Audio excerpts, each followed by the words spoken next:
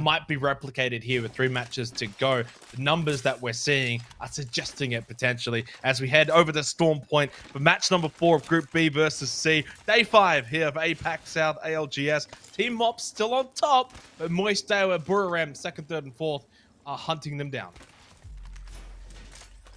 A lot of teams on that bandwagon trying to make their way to first place here. Grab the 25 split points and see what that does for them. But likewise, there's a lot of teams who would honestly just be happy to eke out a few here on Storm Point just to get them a little bit further up and secure them that one extra day of play in Split 1 for the ALGS. So here we're having a look at the ADL Wolves. Now these guys are landing. Where am I? Oh yeah, they're over at checkpoint. That's right. Too many of those buildings that look just all the same around Storm Point sometimes. Be a little samesies. They're not too far away from where this ring is going. It looks like it's actually going to go around Underwatch. At least in that direction. Give me 1 second, and I'll give you my final prediction there, Xenos. All right, I'll be fair. You've been pretty much on the money all day today, so I'll give you that extra second, and you can sort of do your calculations, your mathematics, and figure out where this one is potentially heading. And that's exactly what the teams are going to have to do as well here for match number 4. Our first game on Storm Point, and it has obviously gone towards the north. Those teams towards the south end will obviously need to get rotating sooner rather than later. You got Daewoo United and Manuel again close by to each other at Barometer.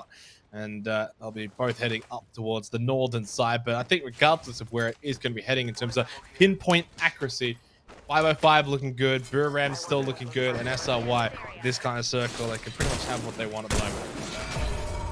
Yeah, I'm going to say there's about a 90% chance that we see this end up on the hill between Thunderwatch and Stormcatcher.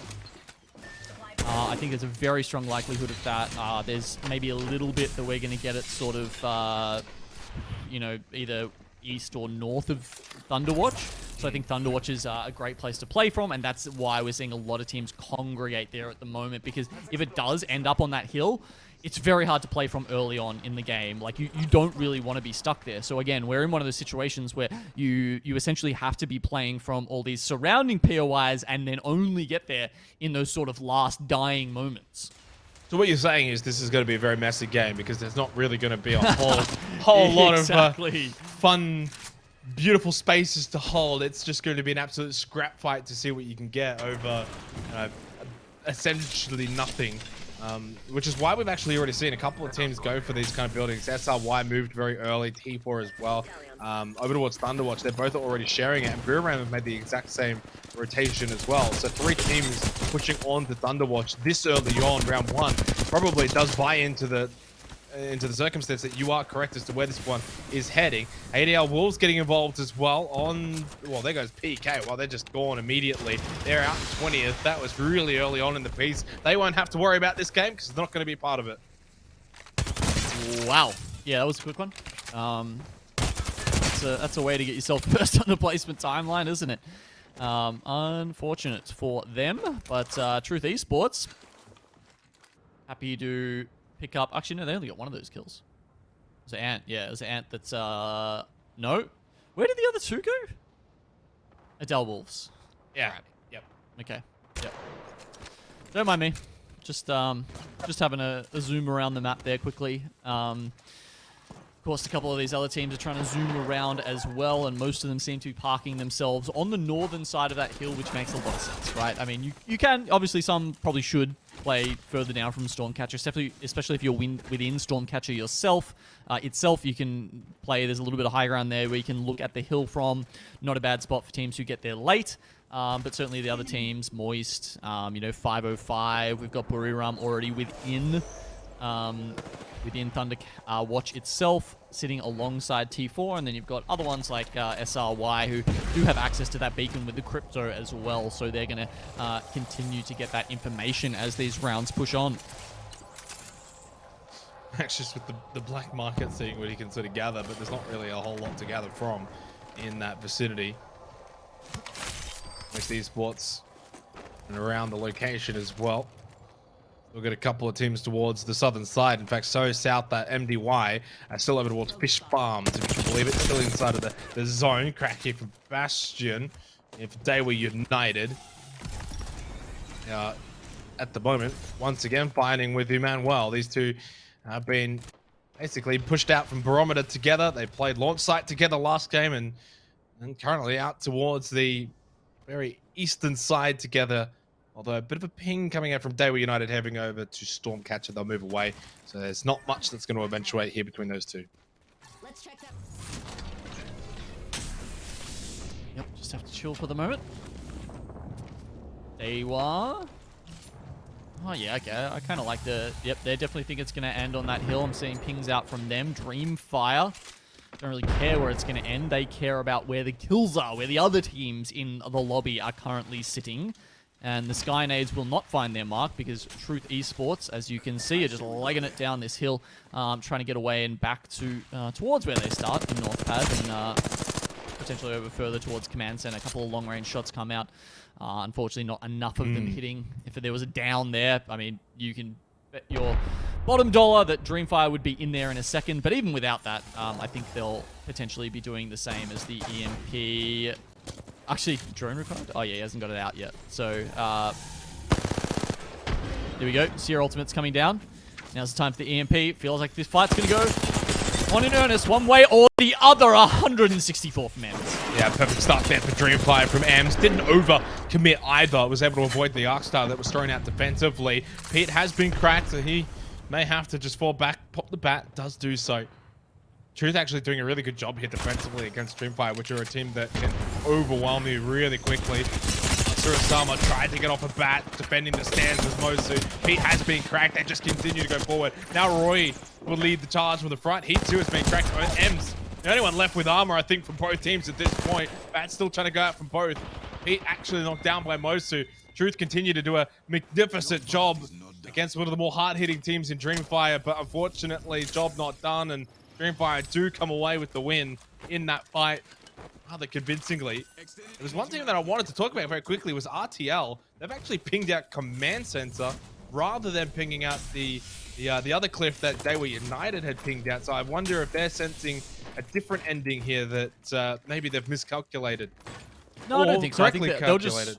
Yeah, I think they'll just go up the top and probably play for a Valcult over the side there, which is honestly like a pretty smart way to play it because there's every chance that one of these late circles will still have a bit of that Eastern Command Center in the circle, and they can just play there. They won't be under any threat from anybody. That's the kind of way that RTL likes to play, and as a result, they can keep racking up those placement points that have been honestly what's allowed them to get what was it, the 4th place I think earlier in today, and is frankly their ticket towards that regional final. Yeah, I mean, they had 2 second place finishes in the earlier series and that 4th place, and obviously in the way things have been going though on World's Edge, not as good. 14th, 15th, so and then they had themselves a 14th as well again to close out World's Edge, so only 4 points gained in this series after 38 points gained in the first series today in A versus C. Or RTL, which, I mean, they did enough really there, all things considered. They're in a position now where they are safe. They are very unlikely to drop into the bottom 8 or anything like that, so they should make regional finals, but probably for their own form factor would obviously like to finish strong here on Storm Point. And it is going right onto Thunderwatch though, Genome, so it's not, at least yet, pulling onto the cliffs or anything like that. Right on top of Thunderwatch for this next circle. So I don't think that really gives us any indication of where it's going to finish, because essentially it makes it less likely it's going to finish on that hill, but the other areas north and east of Thunderwatch are still there as well. So like it won't finish on Thunderwatch itself, but those areas are outside. So now I feel like it's almost like a a third chance.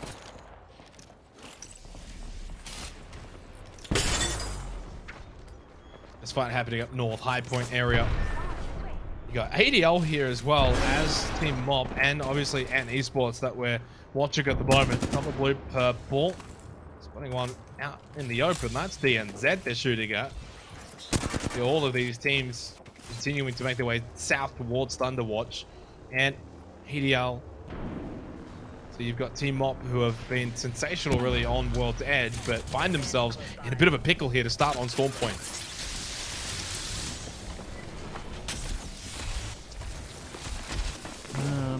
Yep, a little bit further north. There's a couple of teams, and it feels like surely these guys are going to get into a fight sooner rather than later.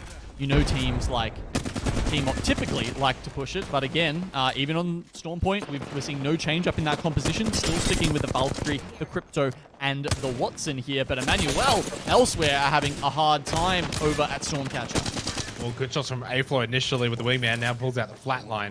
MD White eliminated. 17 squads remaining. Decent effort from Emmanuel to defend their territory. Same as G-Luna and Ant Esports. Of course, this is starting to turn into a bit of a cluster of teams. DNZ continue to make their way over as well. Team Mop, all three healthy, all three full armor. It's Ant Esports that are kind of a little bit on the ropes here. With DNZ pushing in. ADL Wolves in the vicinity still. They have not moved out. They are there but as a duo. They don't have the banner of legacy, but that's probably the least on their mind at the moment. Drago got cracked. Trying to pop a bat. Pressure from DNZ now on their side. Ant have actually just vacated the building. They're out of the premises completely. Joker has to be careful that they don't over-aggress, that they don't overstep their position. Got cracked, falls back. Well, I mean, SA is so far away from the rest of the team. I mean, Joker and Bolan were just looking to grab some kills through the windows there, I think. But maybe now they're too far away from the rest of the team. Anyway, Dreamfire on the other side of the mountain are taking yet another fight. And they're going to be going up against Stinky B this time. Just in the nick of time. They're going to get M's up. I think that's probably going to be enough to let them finish off this fight. Now, Kizzy from Stinky B is the only one left alive. You can see trying to get out. But the Jets are not enough for the Valkyrie player as Dreamfire get time to reset. Do they have the Sky? No, of course they don't have the Sky. They don't even have a Valkyrie. So they're going to have to make their way through the mountains. Yeah, they're going to hope that there's no one on the other side, frankly. They've got a minute to start making their way there. But yeah, this is back up the top with Ant, where there's a couple of these teams. They've slowly been whittling away at each other, and ADL Wolves will be the next casualty. I like how you say, though, for Dreamfire, that they should hope that there's no one on the other side. I think if there's anyone on the other side, they should hope that Dreamfire don't push into them. That's the way they're going. 6 kills in this game, and obviously with that Bangalore pushing into teams, it's really not that much of an issue for them. Billy, bad little spray down. Jagai has been finished off by SA for DNZ, who, yeah, as you said, had that sort of 2-1 split where Olin and Joker just kind of started to push out a little bit. They've got themselves into a more grouped up position. In Mop, wounded heavily and no kills at the moment to show for anything. 15 squads remain. They don't want to be the next one. They want to continue to hold that top spot that they established back on World's Edge. The team in a lobby of 20. It's often hard to hold that top spot though, Xenox. All right, we've gone north. All right, the streak has ended. Still kind of close, I guess, but not close enough, really. If you've been playing from Thunderwatch, that was the best way to hedge your bets. And a lot of teams are doing that. As you can see, it is replete with Apac South teams right now. Moist Esports have certainly got the better of this. They've got some good rock cover here to guard their cache of pylons and fences that they're setting up. So they're going to be really happy when a lot of these Thunderwatch teams get jammed against the wall as they sort of push out of here. And then there's a bunch of teams up the north as well that are going to have to start fighting as well. So 14 teams at the moment. Expect that to drop drastically into that next circle. I mean, that's always really going to be the case with this kind of zone, especially when you consider how over-congested this Thunderwatch position already is. And might give you a strike on this one, Gino, in terms of circle prediction. It has pulled well and truly away, but I think it's probably caught a lot of teams off guard a little bit too, because no one is sort of in that position outside of SA. The NZ probably wouldn't have been too wary of where it was going to necessarily finished. Buriram United. How are they going to play this one? There's so many teams in and around that area. Okay, that's that's Pete, as you can see there from Dreamfire getting respawned. And again, SA is like miles away from his teammates. He's just consistently playing like on the other side of the circle from Joker and Bolin. It seems like this must be a deliberate choice at this point, because he spent the better half of game 4 doing that right now. And I can tell you there's going to be teams Valkolding in left, right, and center. Literally, as this next circle comes in here. So you really do need to be the trio sitting there together. And DNZ have just got the info. They have just scanned with their crypto drone that it is ending directly on top of SA. Yeah, it's an interesting predicament to sort of be in here, but I think they're actually playing this really well. SA is kind of like a hard anchor back at the cliffs. He's obviously doing what he needs to do as the crypto, getting that information. Not just obviously the circle information from the survey beacon, but also being able to see that Moist Esports on the other side of the cliff, how many teams are in and around Thunderwatch. They now know, though, that they're going to have to deal with Dreamfire, so you probably do want to group up, because if Dreamfire push in as 3, you cannot afford to have a 2-1 split, otherwise you're just going to get rolled. Ooh, nice stick from BC there. That's one way to sort of turn things back in your favor. As 505 are trying to take this fight with RTL here, right on the edge of the zone. So as we talked about, RTL trying to play that western edge of the zone and potentially go for the walk / Valkold in further, but unfortunately 505 is too good for them. They do get the banner, so Mexus is in their hands. And as they make it their way into this zone, they're going to be rudely greeted by Dreamfire, who I imagine won't have a lot of time. Actually, no, Dreamfire pushed down. Dreamfire further down the hill. Big, big fight at the moment. Hermagerd and Moist Esports, and Moist have just been taken apart. Hermagerd pushed straight onto Moist. They did not care about the Watson fences. They did not care about the position that Moist had. They got caught. Why? Because Moist were looking at Thunderwatch, and Hermagerd just pushed in behind them from the cliff. They came out from the zone side. Yes, for SRY getting the knock and the elimination onto Kissant of Daewoo United. So that's a big, big fight here for Hermagerd. But I wonder if they're kind of leaving their point tally race towards the end too little too late. 3 games, big, big wipe though, 3 kills for them. Good position.